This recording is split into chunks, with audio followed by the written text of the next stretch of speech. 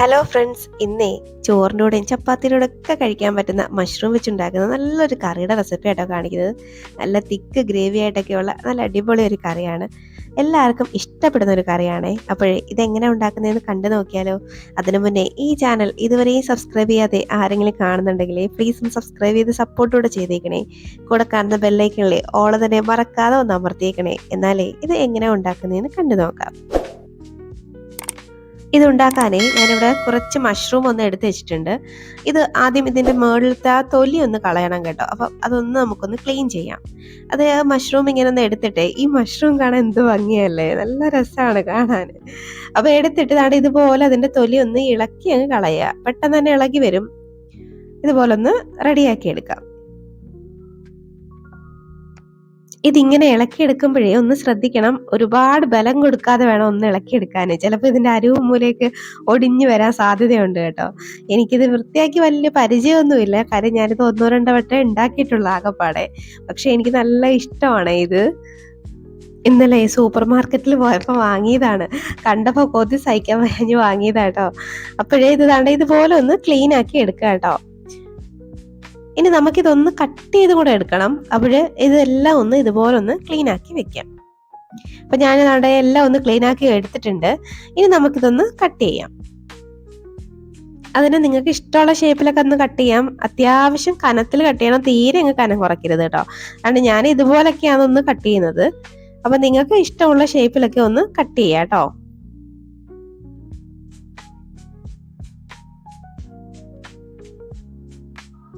തീരെ കനം കുറഞ്ഞെന്ന് കരുതി കറിയിലിടുമ്പോൾ ഇത് പൊടിഞ്ഞങ്ങനെ ഒന്നും പോകുന്നില്ല. കറിയിലിടുന്നതിന് മുന്നെയാണ് ഇത് പൊടിഞ്ഞു വന്നത്. ഇട്ട് കുറച്ചൊന്ന് വെന്ത് കഴിഞ്ഞാൽ ഇതങ്ങനെ തിക്കായിട്ടിരുന്നോളൂ കേട്ടോ, അധികം പൊടിഞ്ഞു പോവില്ല. ഇതാണ് ഇപ്പം ഞാൻ എല്ലാം ഒന്ന് അരിഞ്ഞെടുത്തിട്ടുണ്ട്. ഇനി ഇതിലേക്ക് കുറച്ച് മസാലപ്പൊടികളൊന്ന് ചേർത്ത് കൊടുക്കാം. 1 ടീസ്പൂണോളം മഞ്ഞൾപ്പൊടി ചേർക്കുന്നുണ്ട്. ഇനി 2 ടീസ്പൂൺ കാശ്മീരി ചില്ലിയാണ് കേട്ടോ ചേർക്കുന്നത്. എരിവുള്ളതാണെങ്കിൽ കുറച്ചാൽ മതി.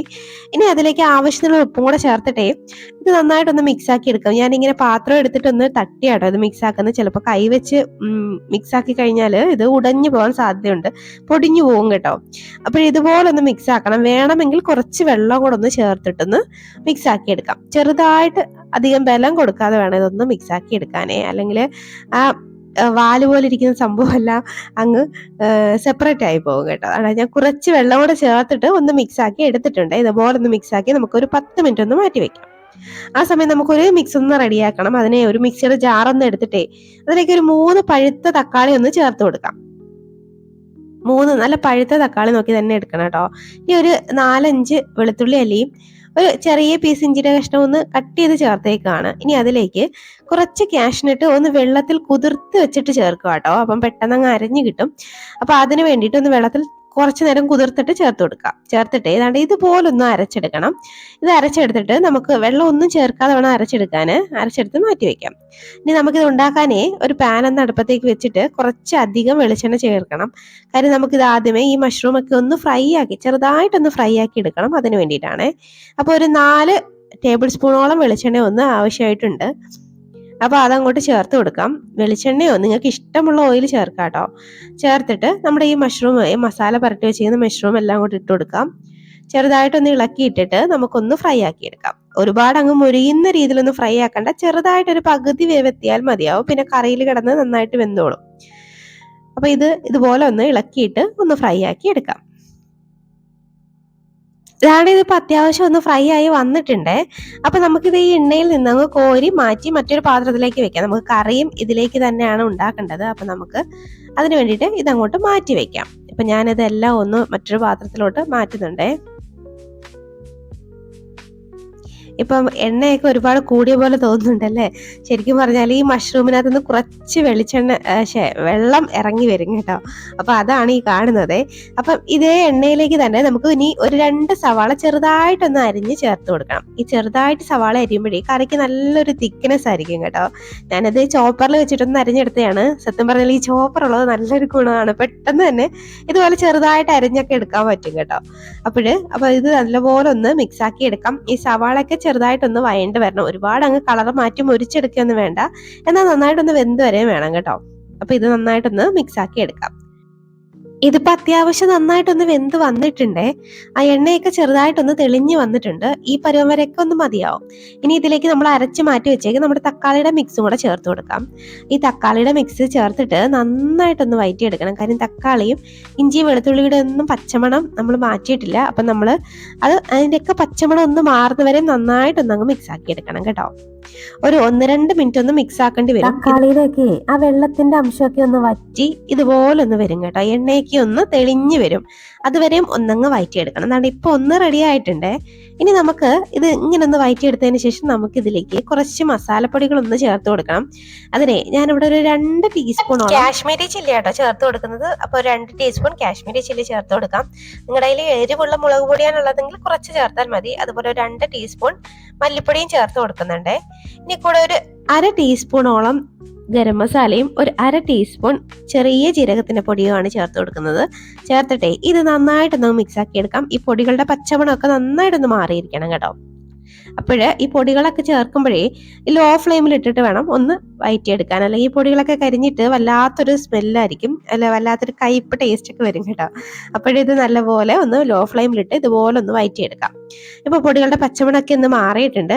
നമുക്കിലേക്ക് ആ മിക്സിയുടെ ജാറ് കഴുകിയിട്ട് കുറച്ച് വെള്ളം ഒന്ന് ചേർത്ത് കൊടുക്കാം. ഞാൻ ആകെപ്പാടെ ഒരു 1.5 കപ്പോളം വെള്ളം ചേർക്കുന്നുണ്ട്. ആദ്യം ഒരു 1/2 കപ്പ് വെള്ളം ചേർത്തിട്ടേ ഈ മസാലയായിട്ട് നന്നായിട്ട് ഇതൊന്ന് മിക്സ് ആക്കി ഒന്ന് തിളപ്പിച്ചെടുക്കാം. ഇങ്ങനെ ചെയ്യുമ്പോൾ ഒരു ഗുണമെന്ന് വെച്ച് കഴിഞ്ഞാൽ ഈ മസാല നന്നായിട്ട് ഒന്നും കൂടെ ഒന്ന് വേവും കേട്ടോ. അപ്പോൾ കറി കഴിക്കാൻ നല്ലൊരു ടേസ്റ്റ് ആയിരിക്കും. അപ്പോൾ ഒരു 1/2 കപ്പ് വെള്ളം ഒന്ന് ആദ്യം ചേർത്തിട്ടേ ഇതൊന്ന് മിക്സ് ആക്കി ഇതൊന്ന് തിളപ്പിക്കുക. അവിടെ ഇതുപോലെ ഒന്ന് തിളച്ച് വരുമ്പോഴേക്കും നമുക്കിനി ബാക്കി വെള്ളം കൂടെ ചേർത്ത് കൊടുക്കാം. ഇനി ഒരു കപ്പ് വെള്ളം കൂടെ ഞാൻ ചേർക്കുന്നുണ്ട്. അപ്പം 1 കപ്പ് വെള്ളം കൂടെ ചേർത്തിട്ടേ നമുക്കിത് വീണ്ടും ഒന്നും കൂടെ അങ്ങ് മിക്സ് ആക്കി എടുക്കാം. പിന്നെ നമ്മൾ ഇതിലേക്ക് ഇതുവരെ ഉപ്പൊന്നും ചേർത്തിട്ടില്ലായിരുന്നു. അപ്പോൾ ഇതൊന്ന് മിക്സ് ആക്കിയിട്ട് നമുക്ക് കുറച്ച് ഉപ്പും കൂടെ ആവശ്യത്തിനുള്ള ഉപ്പും കൂടെ ചേർത്ത് കൊടുക്കാം. നമുക്ക് ഗ്രേവിക്ക് ആവശ്യത്തിന് മാത്രം ഉപ്പ് ചേർത്താൽ മതി. നമ്മൾ ഓൾറെഡി മഷ്റൂമിനകത്ത് ഉപ്പ് ചേർത്താണ് ഫ്രൈ ആക്കിയത്. അപ്പോൾ അതാണ് ഇതുപോലെ ഒന്ന് മിക്സ് ആക്കിയിട്ട് ഉപ്പ് ചേർത്ത് കൊടുക്കാം. ഉപ്പൊക്കെ നിങ്ങളുടെ ആവശ്യത്തിന് നോക്കിയിട്ട് ചേർക്കാം കേട്ടോ. ചേർത്തിട്ട് വീണ്ടും ഇതൊന്നും കൂടെ ഒന്ന് മിക്സ് ആക്കിയിട്ടേ നമുക്കിതൊന്ന് തിളയ്ക്കാനായിട്ട് വെയിറ്റ് ചെയ്യാം കേട്ടോ.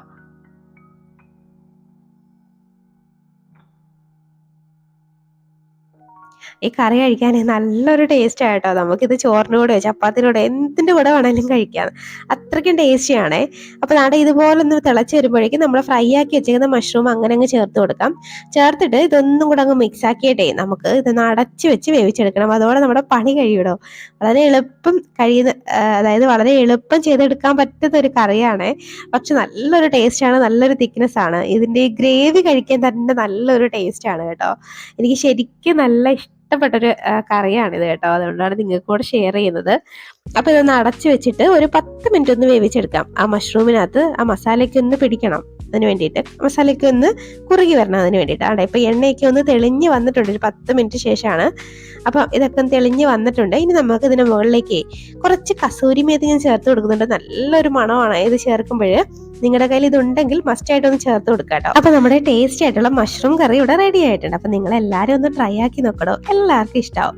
നിങ്ങൾക്ക് ഇഷ്ടമായെങ്കിൽ മറക്കാതെ ഒരു ലൈക്ക് തന്നേക്കണേ. അപ്പം ഇനി ഒരു റെസിപ്പിയുമായി വീണ്ടും കാണാം. അതുവരേക്കും